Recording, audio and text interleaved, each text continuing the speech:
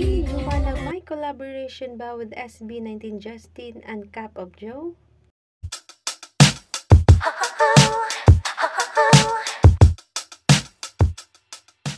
Maraming nakapansin sa post ng Cap of Joe, a Filipino band formed by 6 talented lads from Baguio.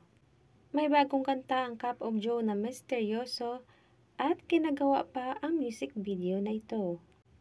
A post in Twitter with the hashtag MisteryosoCoJJJ.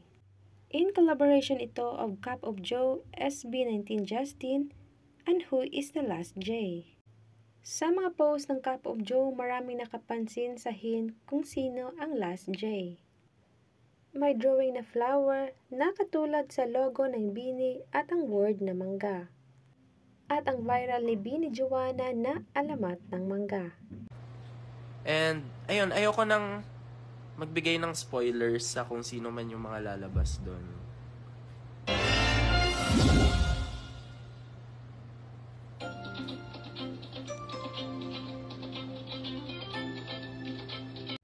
Well, lahat man ito seems like pointing to Bini Joanna, di pa ito confirm.